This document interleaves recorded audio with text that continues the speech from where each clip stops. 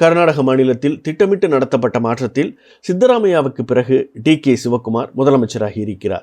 கர்நாடகாவின் காங்கிரஸில் மிக முக்கியமான முகமான டி.கே. சிவக்குமார் முதலமைச்சராக வேண்டும் என்ற தனது நீண்ட நாள் லட்சியத்தை ஜூன் 3ஆம் தேதியன்று அடையவிருக்கிறார். கர்நாடக மாநிலத்தில் மிக நீண்ட காலம் முதலமைச்சராக இருந்த சித்தராமையாவிடமிருந்து திரு சிவக்குமாரிடம் பொறுப்பை ஒப்படைத்ததன் மூலம் காங்கிரஸ் கட்சி அவரது ஆதரவாளர்களின் மனக்குறையை தீர்த்துள்ளதாக தெரிகிறது.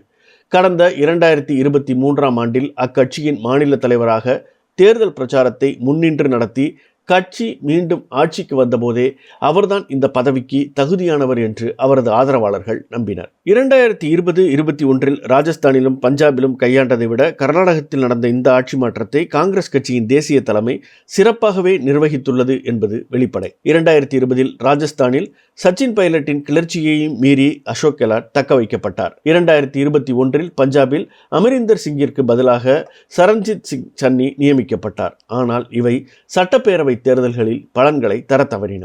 2028ஆம் ஆண்டில் வரவிருக்கும் சட்டப்பேரவை தேர்தலை மனதில் கொண்டே காங்கிரஸ் மேலிடம் கர்நாடகாவில் இந்த ஆட்சி மாற்றத்தை மேற்கொண்டுள்ளது.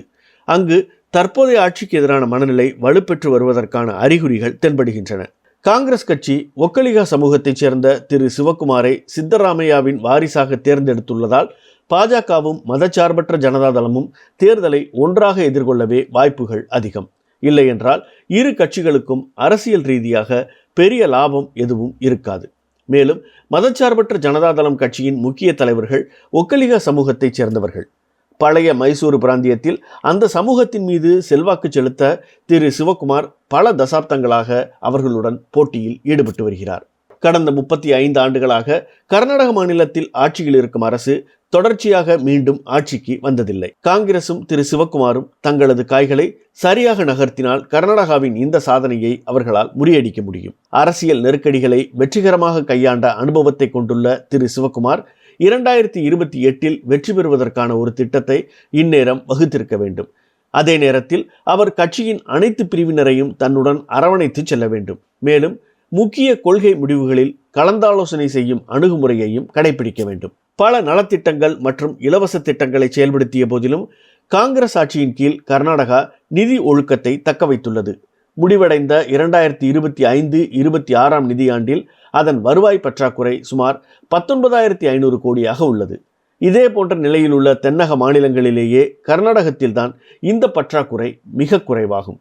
இது ஓரளவு ஆறுதல் அளித்தாலும் கர்நாடக மாநிலத்தின் மொத்த வருவாய் வரவு 6.3% என்ற மிதமான அளவிலேயே வளர்ந்துள்ளது.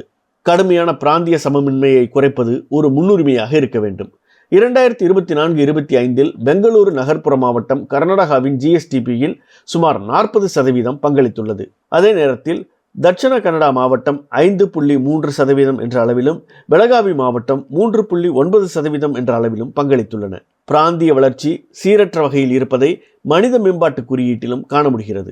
பெங்களூரு நகர்ப்புறத்தில் மனித மேம்பாட்டு குறியீடு 0.738 இருக்கும் நிலையில் யாத்கீர் பகுதியில் இது 0.538ஆகவும், கல்புர்கியில் 0.539ஆகவும், ராய்ச்சூரில் 0.562ஆகவும் இருக்கின்றன. குறிப்பாக பாஜக அல்லாத கட்சிகளின் கீழ் உள்ள மாநிலங்கள் சுருங்கி வரும் நிதி மற்றும் வளர்ச்சி பாதையை எதிர்கொண்டு வரும் இக்காலகட்டத்தில் முதலமைச்சர்கள் பின்தங்கிய மக்களை பாதிக்கும் நீண்டகால பிரச்சனைகளை தீர்ப்பதில் கவனம் செலுத்த வேண்டும். திரு சிவக்குமாரின் அனுபவம் இந்த பொறுப்பை நிறைவேற்ற அவருக்கு உதவும்.